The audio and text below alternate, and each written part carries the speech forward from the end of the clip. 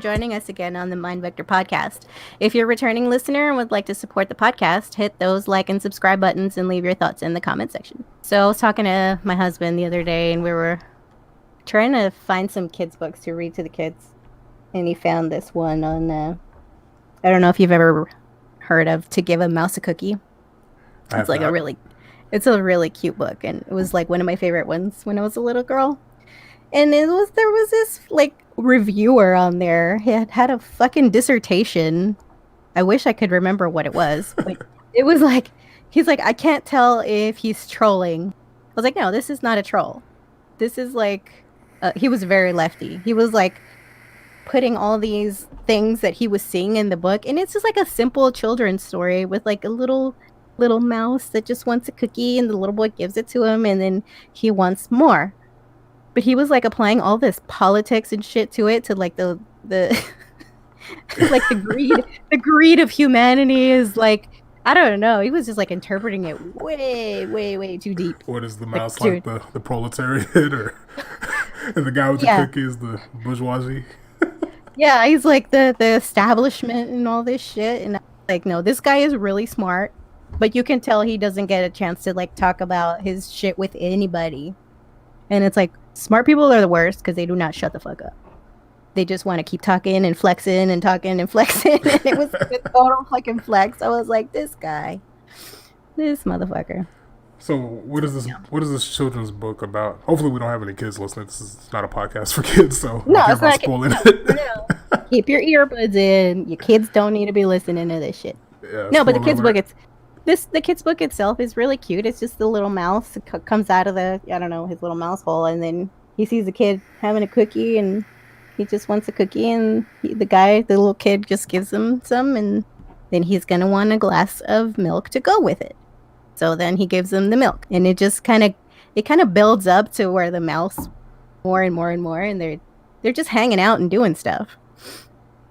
And then it all winds back around to like the end of the day. They're like conked, and then they have another cookie, and then it ends with he's gonna want a glass of milk to go with it. So it closes. I mean, it's not that deep. It's a kid's book. But I mean, it sounds like an entitled mouse, but yeah, well, who can eat a cookie and not have a glass of milk? That's the thing, right? It's like you gotta cleanse it. You gotta get some moisture in there, or you'll die. But the mouse chokes on the cookie. Yeah, it's But it's like, well, he used it as a template to like impose his own view on like all of society. The reviewer guy. So, which is an easy thing to do with a little simple children's. I don't deny that. I guess when you're thinking about getting the minds young, like you have to think about the messages some of these stories have with them. So, but I'm sure this guy was probably going off the deep end. It's like the kid doesn't care. The kid's just like it was. I would just worry about if the kid found a rat somewhere and starts feeding it, because you're gonna have a rat problem. Moral of the story: don't feed your rats. Don't feed the rats, dude. You're gonna get yeah. But I don't know. I guess you can make up all kinds of like a fantasy world and politicize the hell out of it. The rats living in bad conditions and all of that. I wish I could pull it up. Yeah, if you find that, send it to me later, because I'm kind of interested in having a laugh on that comment. Yeah, some people go off the deep end with their comments. I always try to keep my comments not too angry, but just truthful when it comes to reviewing products and places and stuff like that. I wouldn't say he was angry. He was just going on and on into real deep detail about shit that just was not there. It was crazy. So let's see if I can find it. But yeah, we've had our experiences with dissertations. Yeah. This shit was just not there. Oh, here it is. I found it. Goodreads.com. If you give a mouse a cookie, my internet wouldn't be so slow. Yeah, it's hard not to project your own worldview into all these things, but I don't think that's something we can ever really get rid of, because it all adds up, like all your values and stuff like that. They eventually make they form what's your perspective, your way of seeing the world. So Yeah, this guy's was warped. So, this guy's just okay, warped. here's the synopsis of the book. Ready? Okay. If a hungry little traveler shows up at your house, you might want to give him a cookie. If you give him a cookie, he's going to ask for a glass of milk. He'll want to look in a mirror to make sure he doesn't have a milk mustache. And then he'll ask for a pair of scissors to give himself a trim. The consequences of giving a cookie to this energetic mouse run the young host ragged, but young readers will come away smiling at the antics that tumble like dominoes through the pages of this delightful picture book. Okay. So this dude. Oh. It's long. Was that what was that? Just like This was the prologue? description. Yeah, it's just the book description, like the Oh, little okay. synopsis of what the book is. Oh, okay. That was not the guy. I was gonna say because that didn't sound too bad. Okay. No. This guy. Oh, let me expand it because it's like 10 paragraphs. I'll just read a little bit. 10 paragraphs on a. That's probably longer than the children's book. It's long. Yeah, You don't want to more get text. More yeah. text for sure. your kids indoctrinated by the right wing. They'll tell you to work hard and you should keep your own money. Judge a person by their character. Yeah. Okay. So he says, if you give a mouse a cookie is the story of the perversity of desire, and more particularly the stunted pleasures of the bourgeois. Bourgeois? I told you. Did I say that earlier? You guys are fucking Marxists. I told you. Like, I don't know that fucking word. Okay, so you guys have like what do you call it? Great minds think alike, maybe. Okay, so written by the exquisite Laura Numeroff. Don't know who that is, but that's the author.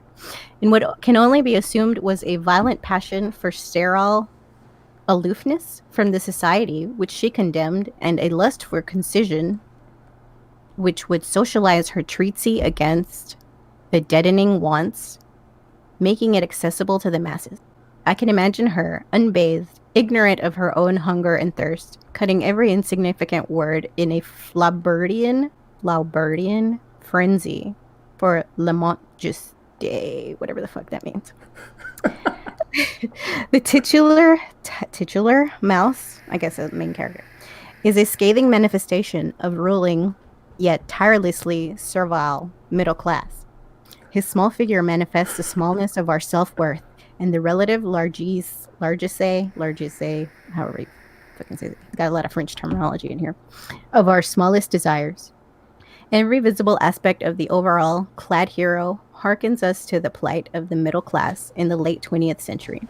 The mouse, like man, is easily won over to new needs, endlessly trying to fill the vacancy of his own heart, deadened by the loss of illusion, by the evaporation of virtue, and the brutal ennui of routine. So, yeah, it's long. Jeez. But he's like, phew. This guy could have made like some fan fiction, but I totally called it. Like, and I hate to play thought police, but you can tell when you're hearing a Marxist. The second you hear privilege, equality, well, definitely if you start hearing proletarian and the bourgeoisie and all the other stuff like that, you can tell. So, you try to give people a chance. But So here's another little synopsis. The godless landscape of If You Give a Mouse a Cookie is one marked by a total secularization of morality and gratification. is this the same guy? Yeah. Oh God. Yeah. This is a little ways down from that first paragraph. The parallels to our own secular society in which we are diminished to figurative animals, beasts of pure will driven in the vain effort for satiety of our animalistic desires. Instead of a god, the world within the story is governed by a maternalistic hand, more reminiscent of neo-Marxian doctrine of entitlement that it is to the classical Judeo-Christian role of centuries past. Instead of being ruled by virtue or protagonist, I think he means our protagonist is ruled by the ever-demanding want of his body. Cookies, milk, soft bedding, but no time for self-reflection. No orison, nor even secular gratitude is shared by our profane hero. We compare the mouse's struggle for want to the Defoe's struggle for need in Robinson Crusoe. Okay. And we are dismayed at the descent from virtue of our present-day society, in which our vices and excess have supplanted our virtues and reservations. I mean, he's not wrong. I mean, yeah, but it's a children's book. It's a children's book. It and, is. You know, these kinds of wants and desires are normal little kids. Yeah, like it kind of breeds room for, like, this way of thinking. This is something that I see, like, with the more, like, techie leftists. They have this this idea of transcending the body. Like, they want us to just be, like, AIs and stuff. Like, they think that we just have so much weakness in this as humans, which is true, but that's not something that you need to hate about yourself. Right. It's just something that our species will work through. Yeah, well, you have to work with it. You have to work with it. Like, what was it? I think it was our guy, Ellen Watts. He said you have to feed the bad wolf and the good wolf, right? Yeah. Have you heard that one yet? Yeah. It's kind of a good metaphor for... It's a good way to kind of... Like, for me, I recently read the Tao Te Ching, which is, I guess, loosely equivalent to the Bible for Christianity, but this is for Taoism, however you want to pronounce it. Like, they debate on how it's said. Taoism, same thing. But I read that, and that's one of those things that I can't get it out of my head because it's really interesting. But the origin of it has a ton of stuff missing from it. Like, they don't know if Lao Tzu actually existed, what this book was supposed to be, because I think the story is supposed to be that it was just found somewhere. Like, it was just found, and then some scholars took it and started to analyze it and make a religion out of it. Oh. But I wanted to actually start looking more into that just to figure out, like, what their community organizations look like what's the equivalent of their churches. Because, you know, we were talking about this in the last episode, that these things are like social functions. You know, and, you know, basically a church is kind of like a club for old people. You know, you dress up and you listen to music, you wiggle a little. So from the waist up, right? Yeah. So I wonder what it's like for Taoists, the people that actually have those values. My religion professor, when I was in college, he identified as a Taoist. He was a pretty funny dude. I remember listening to him just kind of caricaturize the religions and stuff. It was fun. I liked it a lot. Some people got offended because they were invested in the ideology. So he didn't like when he would make light of Christianity. Like, when we got to Mormonism, that was the funniest part, because he started explaining the history of, what was the guy's name? John. Well, in Mormonism, basically the story is that there was a dude named John, I forget his last name, an angel. The founder? Yeah, the founder. Uh-huh. He basically got these golden tablets that had, like, new commandments on them from an angel. Joseph Smith. Yeah, that was it. Joseph Smith. I was right off. John Smith. I wanted to say Smith, John Smith, but I'm like, that's not right. Joseph Smith. Yeah, Joseph Smith. So he found these tablets, and basically something happened where the tablets got lost, and he had to come back and get the tablets again, and the guy who was helping him decipher them, they just had to do it again, and that's the story. South Park did an episode kind of parodying the whole thing. And after our teacher ended up explaining the origin of it, this kid from the back of the class just yells out, "So South Park was right?" And it's like, South Park was right. Yeah, there's a lot of factual shit in there that they make fun of. Yeah. Crazy. There's actually a really big, well, I don't know how big exactly what the number is, but there's a big community of, on Reddit, of ex-Mormons. I think it's called ex-Mormon. Ex-Mormon? But, yeah, it's like really... A Marvel spin-off. Ex-Mormon. Yeah, they leave the church, and that's one of those religions that they're a really tight-knit community, to the point that there are, like, people who leave are just completely lost, because the people who are still in it, they stop talking to them. Like, they are excommunicated, I guess. Like, but they leave on their own, and they can't be there. They're kicked out. They don't speak to them, and it's weird. I don't know. Yeah, it's like a cult. It's very culty. When it comes to those, like, old school religions that try to keep everything they basically don't want to deal with having a new way of thinking infiltrate their community, because that's where the devil lurks, is in the novelty, the unknown. So they do whatever they can just to kind of shut that out. The Amish do something similar too.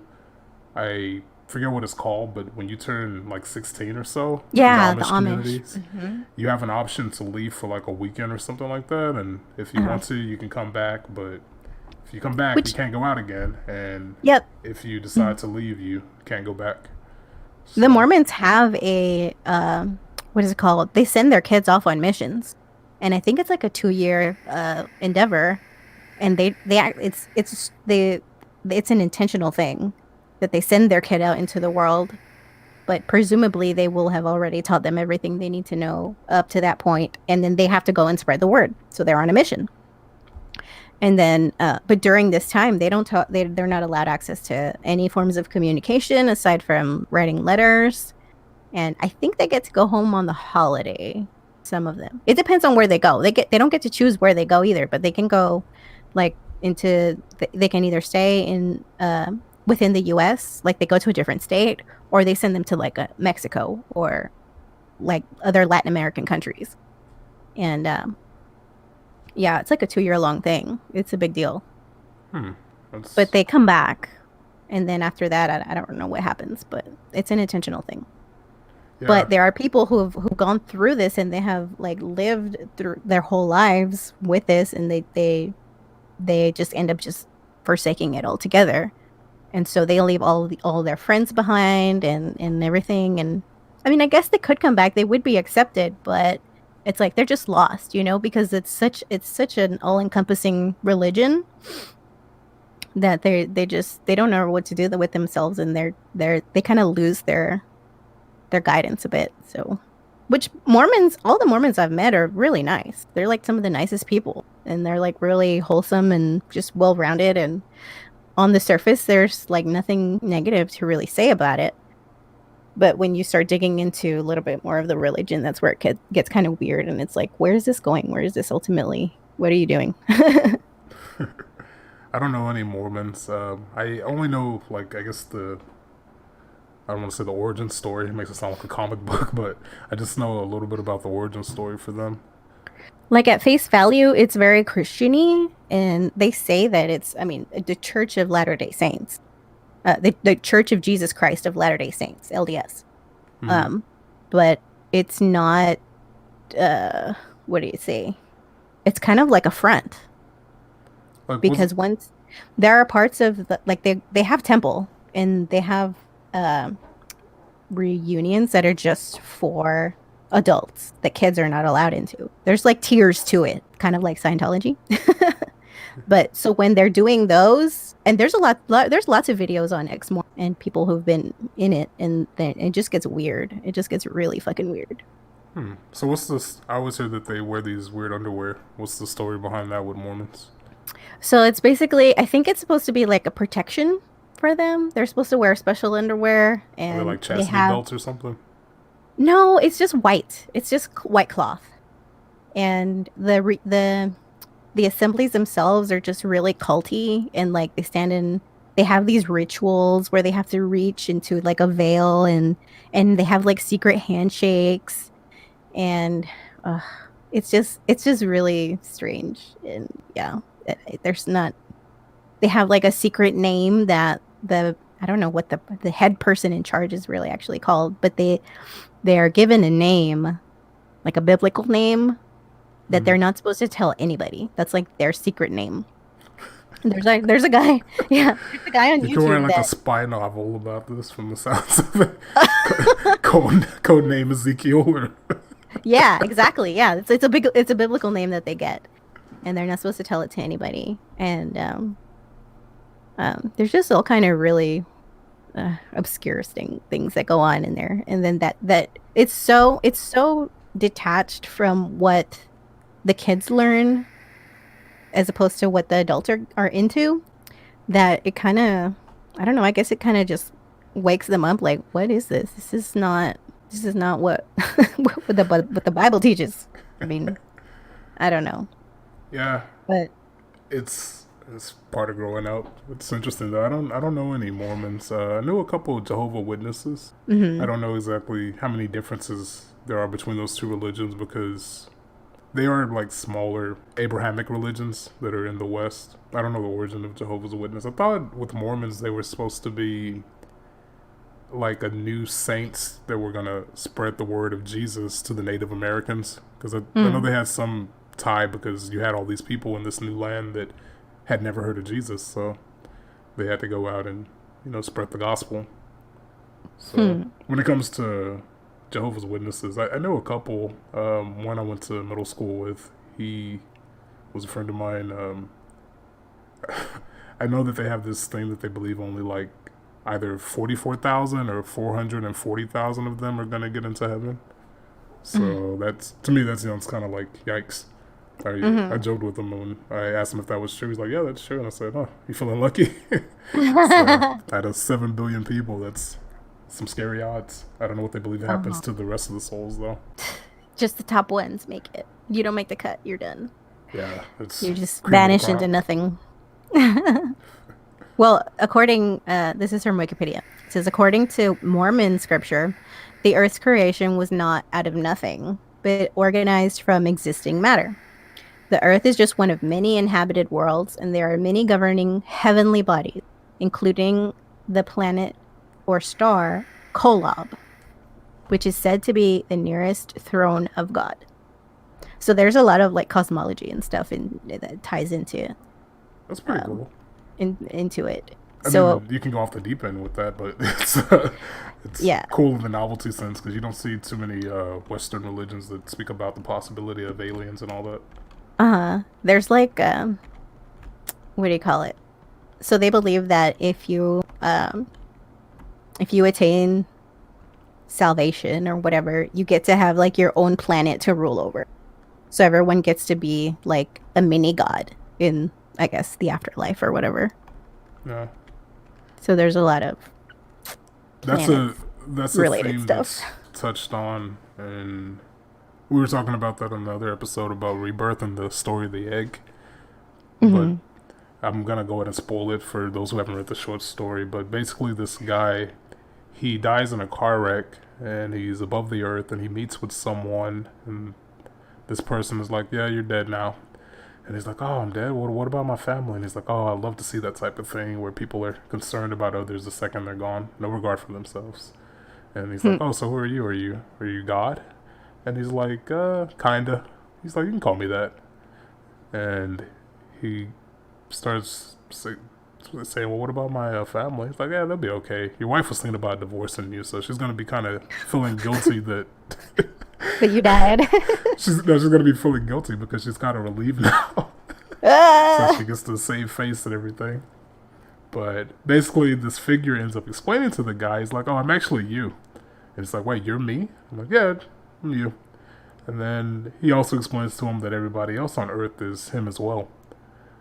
And basically, the story explains that for life, we're all the same entity, just divided by perspective. And that's kind of a similarity to how Hindus view their process of achieving salvation, which is called, I'm going to butcher the pronunciation, moksha, which is liberation when you reunite with the supreme Brahman, basically God. So the little piece of you that is God ends up returning to the source. So that's a similarity there. And I know when it comes to aliens too, Buddhism, they make space for it in the way of comprehending the universe is because you can get reborn. So if you're still in the system, you could get born somewhere else. Like, I don't know, like let's say there is some planet that has life that we just haven't found yet. Then there's a possibility you could be born over there. But it's also a possibility too that a high possibility that life isn't as advanced as we are. So you could just be like a slug on another rock flying around another star. Well, yeah. And if you don't know anything about any religion, it's like that is a question on everybody's mind at some point. It's like, where do we go when we die? And if you know anything about physics, it's like matter doesn't just go into nothing. It always, what is that law? That it can't be created or destroyed. It just changes Yeah. form. Energy can't be neither created nor destroyed. Yeah, and So what happens there? I'm no physicist, but yeah, I think that's supposed to be how they explain, how they relate that science to religion. Because the idea is that there is no matter; it's all just fundamental energy, and I think that's what the God particle was supposed to be. When there was that huge discovery about that, they figured out the process that converts the energy into a solidified state, which becomes matter. So Ooh. all of that ends up creating the world that we live in. So that's Crazy. That's Okay. it's an interesting world we live in. Like, and who knows how the hell any of it works? Because it's like we find out all this stuff about ourselves, genes, and I was talking about that in the last episodes, how we're not our thoughts. Because in Buddhism they believe that we are aggregates of senses, basically. And you're not supposed to identify with anything because all of these things can leave you. When you say you're not your thoughts, to most people that seems kind of weird. It's like, well, then who the hell am I? It's like, well, if you have somebody that suffers from long-term amnesia, are they still the same person? Is your grandmother with Alzheimer's or dementia, is she still her? Yeah, or even like brain injuries. People that, I mean, their brains they're just never the same. Yeah. Then you become something else. You become like somebody else. Yeah, you have no, if you stripped away your memories, it's interesting how much of your personality will probably go with it. It could be really relieving or really bad, depending. I think it's in what is it, metaphysics in philosophy. That it's like there's this like one big question. It's like if you had no senses, you can't see or hear or touch or taste or anything, what would you know? If you had So you're no like senses, stripping, if what you're would you know? stripping the senses, yeah, if you don't have any ability to sense the world around you, then what would you know? I think, therefore I am. That would be the But how would first you know axiom, I that you're guess. there without touching the world, without experiencing the world? Then what are you doing? What is it? Well, I guess that's kind of the next question, is because I consider thinking the sixth sense, like consciousness, because you're still kind of making sense. It's kind of a pun. You're making sense of all the other sensory input that you're getting. So, But you're not getting any so you can't think in either? that scenario. Well, I mean, your thoughts come from it's feedback. It all feeds back. Well, at that point, you'll be a tree if you don't have any. If you're alive and you don't have any thought, You're like just no a higher. blob of Yeah. protoplasm. Yeah, exactly. You just You're be just like energy. a microbe or something. So So yeah, that's just some food for thought. So speaking of the weird and the out there, do you believe in aliens? I don't think that they've made it to Earth, but I'm open-minded. I like hearing about the paranormal stories and ghost stories that people have. I don't. Have you ever watched the History Channel when they do like series on aliens? Like all the ancient civilizations and all the different clues and I mean just I the used to way when I was younger. I tried to watch it now, and I'm like, man, what the hell was? Like, how did I watch this? But it's fun if you have enough weed. It's entertaining. But it's like we have evidence of like all these ancient, like perfectly constructed structures in all these different cultures, thousands of miles across the world in different timelines. And I mean, there's like repeating motifs of strange Of structures and practices. structures and like aliens, and like it looks like a fucking alien. And just the way that their rocks and stuff are so perfectly, formed together, like what do you call it, nesting to the point that they didn't need any like concrete or mortar or anything like that to keep it together. It was all like carved, and when they try to reproduce it, there's like it doesn't even compare to the level of precision without some like extreme modern technology. So how did they build it? Anyway, my dad sent me a video yesterday, and You got you thinking about it? yeah, I was like, damn. I mean, I think that I've heard before that we always like to think that people were dumber than we are now. Yeah. Doesn't say much about us now, but people used to I have this idea that the previous generations were dumber, and that's not really true. Like, I think evolutionary psychologists have said that that's not true, that they have about the same cognitive capacities that we have now. So it's just, what did you figure out? Who figured out what? So you could probably do some amazing stuff with stone if you're given enough time, because it's not like you're going to go watch YouTube back then or Right? It's like they worry didn't have about very much to do. Yeah. is this the is this the bush for him, her, or zer? So there was all the stuff you could do. Like, even like when it came to navigation, they used the stars and stuff like that a lot. Now we don't really see the stars if we're in the wrong parts of the planet, just because light and everything like that. But I don't know. I used to be super into aliens when I was younger. When I was in 4th grade, I used to read a lot about aliens. Yeah, I was fucking scared of aliens. I was afraid of them too. It's a shame there's Yeah. no really scary alien movies out there. Signs is still probably my favorite alien movie. That's kind of a suspense, spooky one. Hell yeah, that's one of my favorite ones. So other than that, I haven't When seen the too many. fourth, when what is it? The fourth kind? I haven't seen that one. I've heard of it though.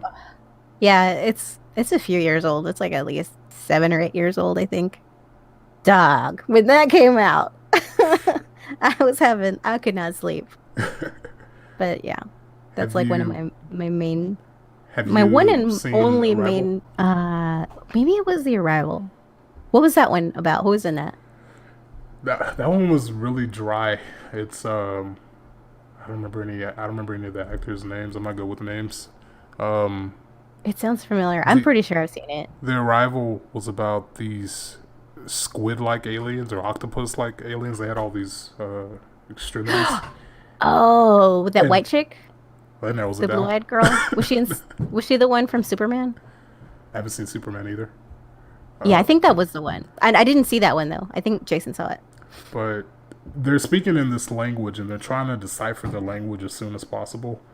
And they speak in circles because they exist in a way where they can comprehend time forward and backwards. So that's why they communicate things in circles, because it's like if things played out this way, then all of these reality forks and like that happen. So basically the aliens are invading to warn us about something. Oh, spoiler alert. Yeah, So it's been out a while. yeah, it's been out a while. If you haven't seen it, then you're probably not going to see it. Yeah, crazy. I'd like to see the Marxists read into that one. Dear God, Yeah, the aliens. I don't know who they're going to represent. what's another good movie? Did you ever see Interstellar? Yeah, Interstellar was cool. That was so good. The end was brain breaking, but it was good. So yeah, aliens. Speaking of religions too, because I know in Ancient Aliens they like to tie in religion when it comes to aliens too. Like when I was younger, I used to read a little bit about angelology, which is like the study of angels. So they would talk about basically just like theologian, scholar debates and stuff like that. Because there's parts in the Bible where they describe how different choirs of angels look. So they have different ranks of angels. Like the most common one that people know about is the seraphim, which are supposed to be the 4 angels that are closest to God's throne. And they have different heads, I believe. And some people say that those are the 4 archangels, which the highest ranking angels were supposed to be Michael, Raphael, Gabriel. I feel like there was a 4th. Did I name 4? Michael, Gabriel, Raphael, and Wasn't it Lucifer? no, he quit his job. Oh yeah. Okay. So So his replacement. his replacement. That's another interesting thing too. Like when they talk about the rebellion that happened in heaven, apparently it was 1/3 of heaven that decided to side with the devil when he left heaven, basically. So, and I've heard different accounts of what they say that the reason was supposed to be. Well, I've heard somebody say that it was supposed to be because the angels were supposed to bow to God's new creation, which was man. Yeah. And they said that they didn't want to bow to them, so some of the angels thought it was bullshit and they left. And Yeah, Lucifer was not down with that. yeah, a lot of leftists like it though.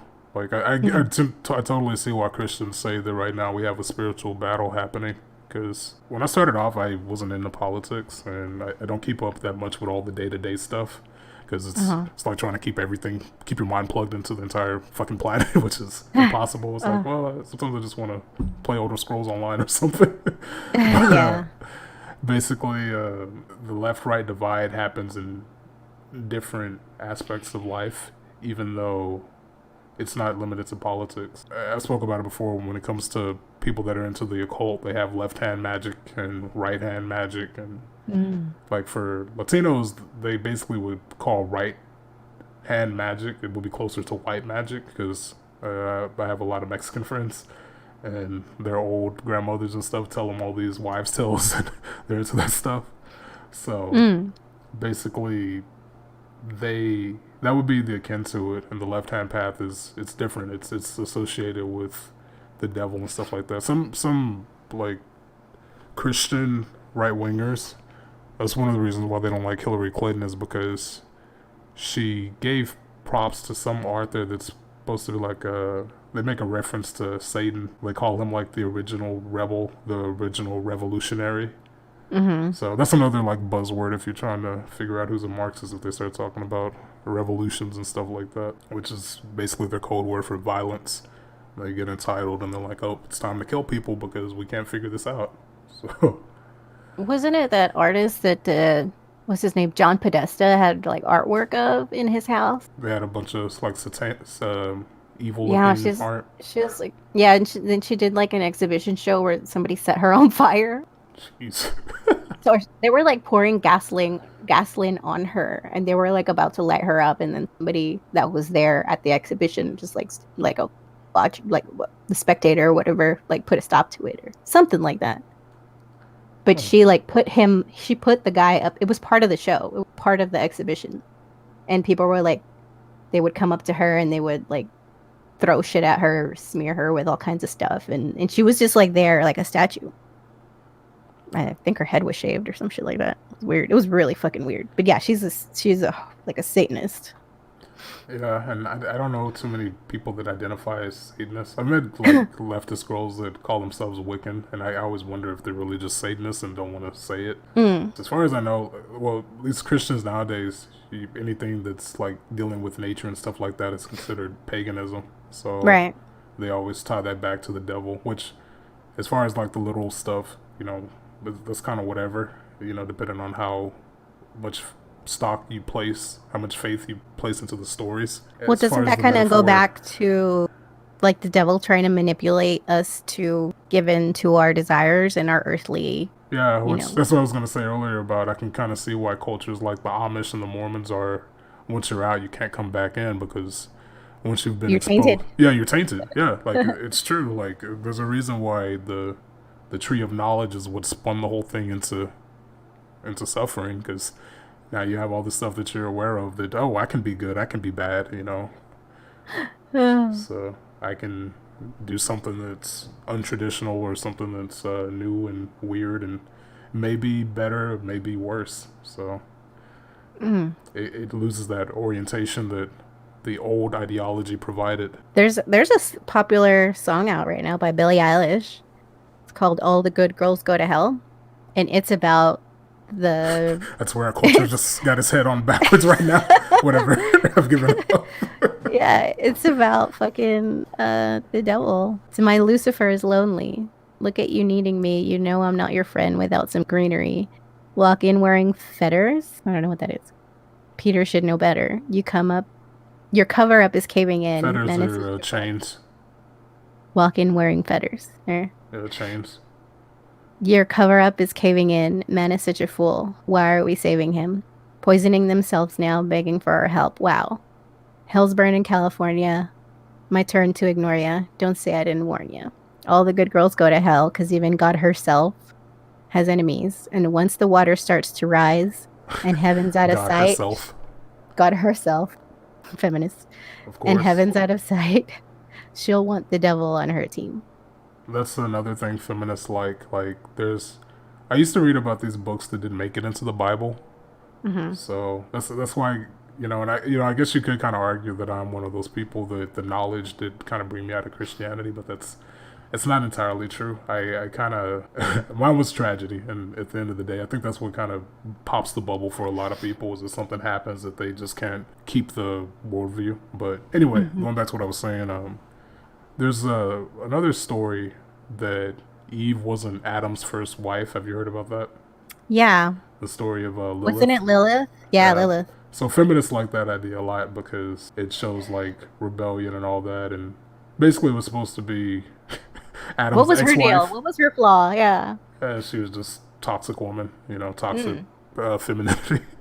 But she wasn't the one that had him eat the fucking apple. What's the deal? Yeah, well, Eve was a good girl, but she wasn't all that bright. She wasn't that bright. I feel like an asshole saying, but I swear that's kind of what you struggle with sometimes. It's like you find a girl who's really bright, but they're indoctrinated by all the leftist bullshit. And the other hand is you find a girl that's really sweet, but they still lead you down the wrong path. They can lead, yeah. There's other dangers they can get in because they aren't as knowledgeable in certain ways. So. Oh, she was in the Jewish mythology. Yeah. Lilith. Yep. So basically, she was Adam's crazy ex-wife. She gets associated with Satanism and rebellion and all that stuff that the leftists like.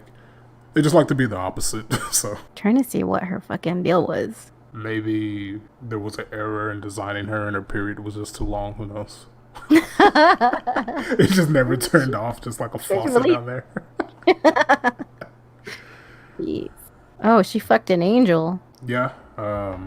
She left Adam after she refused to become subservient to him and then would not return to the Garden of Eden after she had coupled with the archangel Samael. Yeah. So she was a hoe. And she had no hoes remorse. She was a what is that term? Hypergamy. She was a hypergamist. Yeah, basically. So, which that's how a lot of feminists kind of view things. So she was too good for Adam.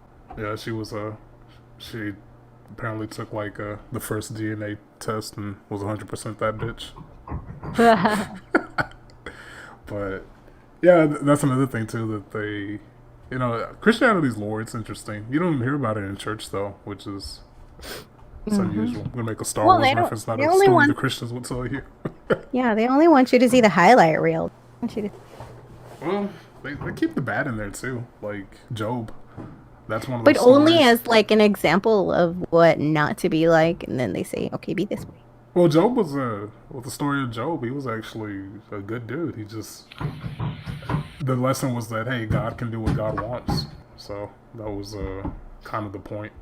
He's like, I haven't broken any of the commandments. I've done all this. Like, why are you spiting me like this? And the story was supposed to be that he was just trying to prove to the devil that Job was loyal. Like, he... Yeah. He was just kind of sticking it to him. Yeah. For no fucking reason. Just other than to compete. Looking at it from the Buddhist perspective, you can see, like, how the divine, if that's how the gods think, they're very much still like us. It's like, look, I can do whatever, and this guy still likes me. They still got egos. But yeah, that was another thing too, like Nephilim. Nephilim were supposed to be the product of angels sleeping with human women. Right, yeah. So they believe that the Nephilim were half angel, half human, and they were born with strength. They were really tall. Like some religious people think that Goliath, from the story of David and Goliath, that he actually may have been a Nephilim because there's a story about how tall he was. They measured things differently. Then they said something like, I don't know, like spans or something like that. I don't know if they said yards or whatever the translation was in the King James or International Bibles were. But Goliath was pretty huge, so... Yeah. They were just like, man, this person has to be magic. But, that's just how people thought back then because they didn't know anything about growth hormones and all that we know about now. Growth hormones, nutrition, and pituitary glands and all that. So some genetic abnormality. Mutant. And have you ever heard of the Realian cult? So what is that? Basically, this is kind of like, I don't really like to use the word cult because I feel like it's kind of overused and meaningless, but this is a religion that believes that all of the Earth's religions were alien interference, basically. Mm-hmm. So it's kind of in the vein of ancient aliens and that way of thinking. Like, they believe that the angels that they described in the Old Testament and some of the books that weren't in the Bible, like there's one, I think the book of Enoch, or Enoch, I'm Uh-huh. probably butchering the pronunciation, but those type of books and stuff like that where they described how the angels actually looked at different levels. They think that they were describing aliens. So they go off the deep end with it too. So just like ancient That's aliens. Go on. Yeah, it seems super plausible. Like from a caveman's perspective, Yeah. essentially, aliens would have seemed like gods. I mean, the Aztecs and they saw the Spanish conquistadors as godlike Yeah. when So they came along. just playing with It's the just theory. their perspective. Yeah. Just playing with the theory though, like I always wondered if, hypothetically, let's say that was the case, like it would be rough to figure out which ones are the good ones and which ones are the bad ones. So Hmm. people would just be getting caught up in different, like for the people that actually do believe that aliens have come and stuff, they write about different races of aliens and their traits and stuff. Most people when they hear alien, they either think somebody with a sombrero or somebody with a gray skin and a big head. So Uh-huh. those are like the most common ones. They call those grays. I used to read about this stuff when I was in fourth grade. I thought it was super interesting. Now it's, I think it's just interesting fiction. But Mm. apparently they have different traits and stuff like that. So I know Christians nowadays, some of them, they just believe that they believe in the aliens, but they think that they're demons. They think that they are. Some say that they're demons. Some say that they're Nephilims. So all the religious stories and stuff like that. Did you They're, ever watch did you ever watch any of the I think it was James Cameron, the Alien flicks from like the 90s um, with the xenophobe or not mm-mm. the xenophobe. The xenomorph. The xenomorph. I don't have ideas. Ideas have me. I haven't seen those. Oh man, you got to watch those. Because Uh, they did prequels. I want to say they were prequels, but they're newer. So good.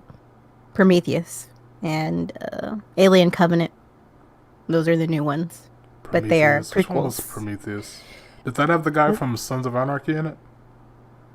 I don't know. I Um, didn't watch that. I think Jussie Smollett was in one of them. oh, I'm, I didn't know it was him until after this whole scandal. oh really? I still can't even put a face to the I guy. I went never back watched and I was Empire. like, "That's him." Yeah. I heard Didn't watch what? Empire. Oh, Empire. I heard about him Hmm. from the Dave Chappelle stand up. He made a joke about Juicy Juicy. Smollett or Juicy something. Smollett. Yeah. This is MAGA country. We say that so much now. That's great. Yeah, he was in one of the newer. Those are good too. I think they referred to them to the Prometheus in the Prometheus one as Nephilium. Probably a play on words for Nephilim. Yeah. Yeah, that. Yeah, they do that a lot. Like, if you ever watch religious Because shows, they were huge. They were giants. I'd never heard of that yeah. in the biblical stuff. Go ahead. Yeah, like, a lot of, like, fiction and stuff uses names and references to religious old texts that not many people know much about, like old Christian mythology and stuff like that. Mm. In X-Men, there's the character that's supposed to be Nightcrawler's dad.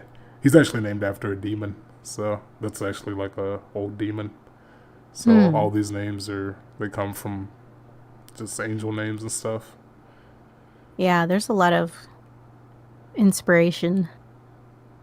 Yeah, But didn't they make a Nightcrawler flick? Like on its own, like a standalone? I don't think so. I seem to remember. They made a movie called Nightcrawler, but it wasn't about X-Men. Oh yeah. No, that was what's Jake his name? Bubble Boy. Yeah, Bubble Boy. I was associating Yeah, with Jarhead and End of Watch. Those were two really good Jake Gyllenhaal movies. I'm probably messing up how you say his last name. I'm not big on like war flicks. There's just so much going on. My brain tends to shut off. It's That's like my attention span is. Ugh. that happens to people in the movies too. Yeah, They I explode. just don't go. uh, no, I just like my mind just wanders. It's like too much static or something when you're just Too much looking at noise, it. just overwhelming. Yeah, I don't know if it's overwhelming, but it's just like my brain just doesn't want to pay attention or something. So I don't really watch them. I like It's not war movies. traumatic. It's just like boring to me. I don't know. It doesn't grab my attention. As weird as that sounds. Same thing when there's like too much action in a sequence, like the Terminator ones. Like when they get really, when they start to climax. Yeah, It's like, I know what you mean. I have trouble with a lot of action movies too. Like I finally sat through Terminator because a friend had wanted me to watch it for so long, and I was like, I get the gist of it. There's like some action Yeah. scenes that are just blurs now because they weren't interesting to me. yeah, they're blurs. I Like, think I need to upgrade my RAM or something. like Fast, Processor roll. like Fast and the Furious. Those movies just they became spy movies now. They're not what they were when they first came out. Yeah. Huh. You brought Yeah, up. what was it? You brought up what was that movie? The video game. Nightcrawler? Movie? No, one. Video game. Ready Player One. Ready Player One, yeah. So what about Ready Player One? What's That one actually had a lot of action to it, but it was like, I don't know. It builds up the story really well. And then, I mean, it's just well done to the point that wasn't overwhelming for me, so I could watch it. Because it was more about, I think they're all doing like a race to find An Easter egg. the golden ticket or whatever the hell. Yeah, the Easter egg. Yeah. And then they, like the last, what do you call it? Trial that they have to do is they have to play a video game and beat it and or find the Easter egg. That's what it was.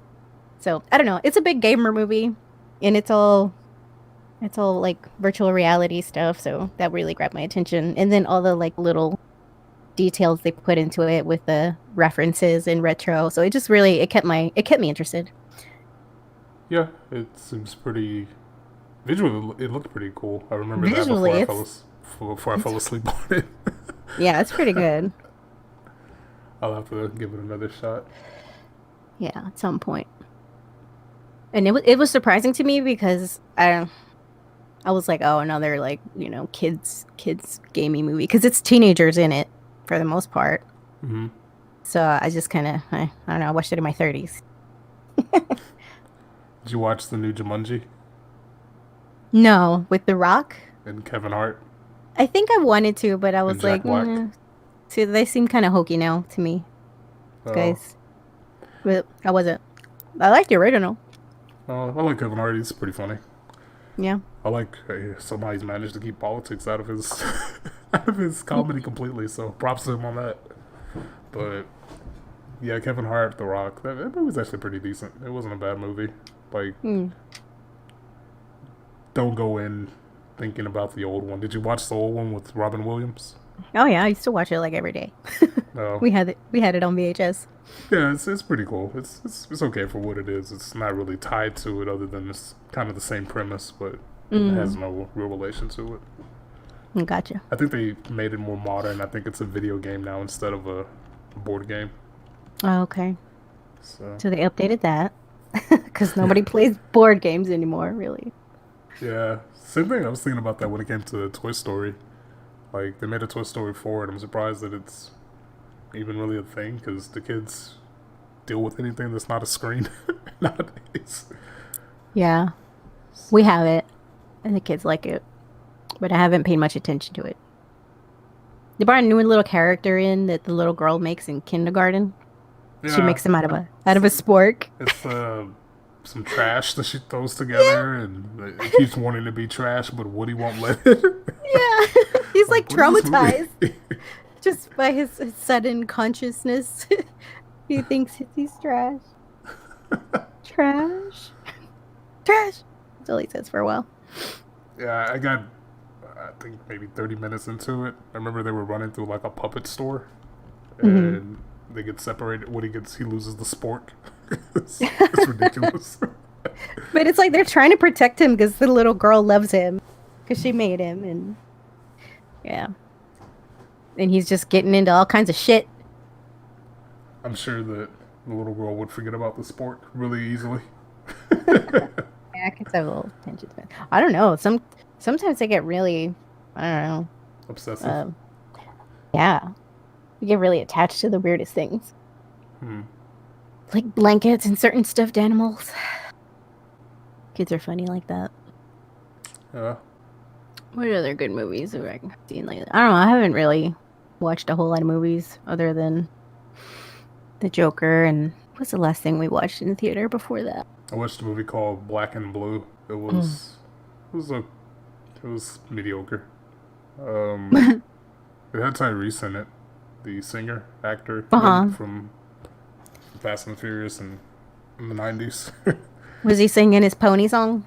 No, he has a pony song. Does he still make music? I don't think so. I think he just acts now. But yeah, he was in Fast and the Furious. He was a singer before. Yeah. Yeah. Last time I heard about him, he was in the news about a divorce case. Like he was getting slaughtered in divorce court. What? Yeah. I thought that was Usher. Seems like they all get divorced these days. All the babies, mamas. Yeah. They have to pay their first share. Oh my god. Really? It's like you really need $10 million in alimony. Right. To raise your kid. It's like, well, the kid's gonna need a fancy car, isn't he?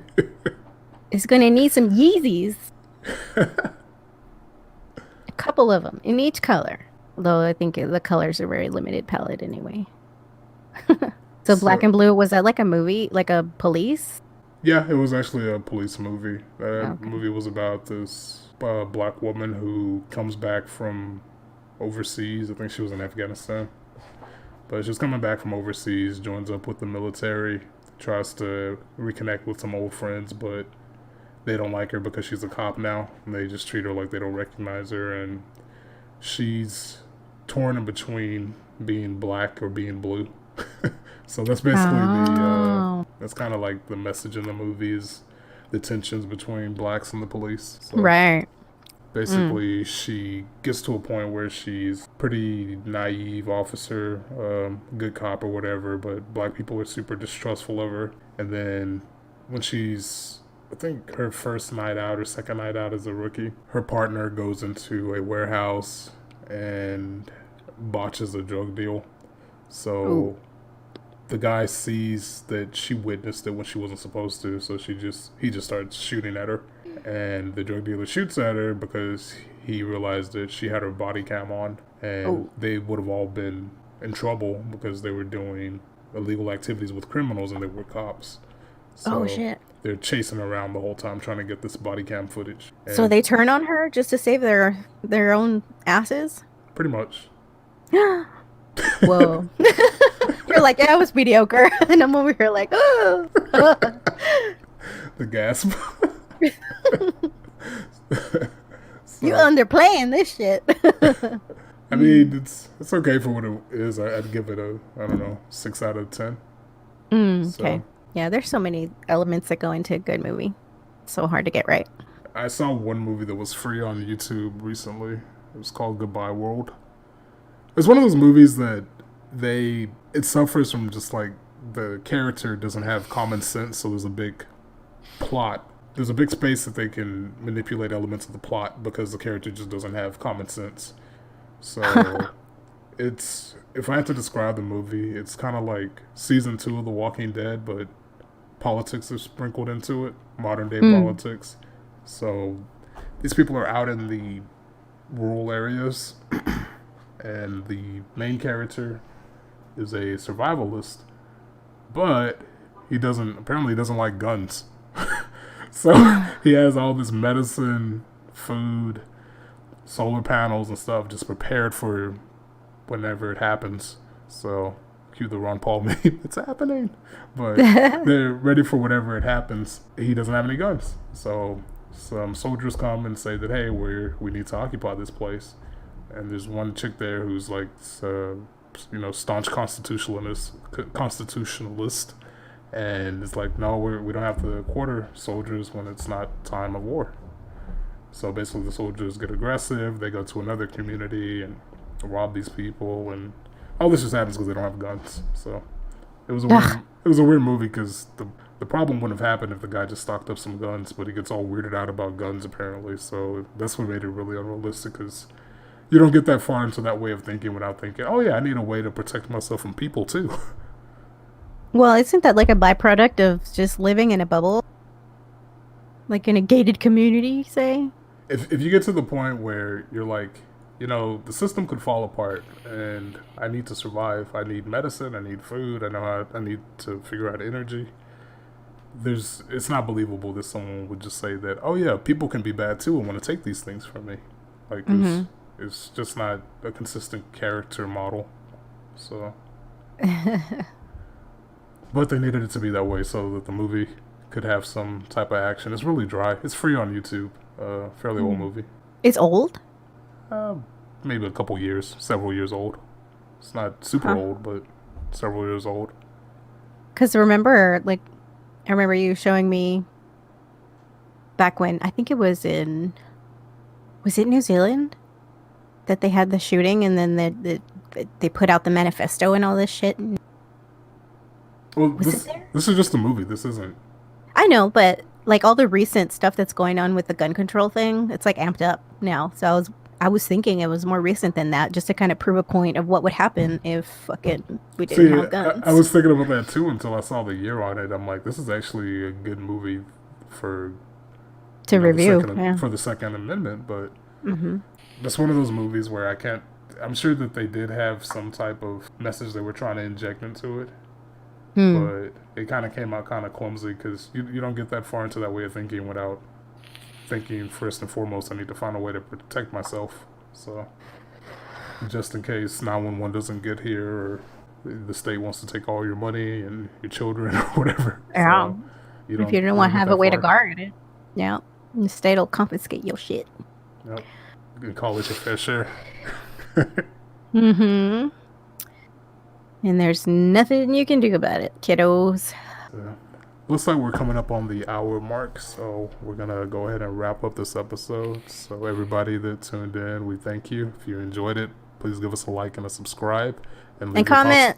Leave your thoughts in the comments. And we will speak with you guys again in the next episode. Later.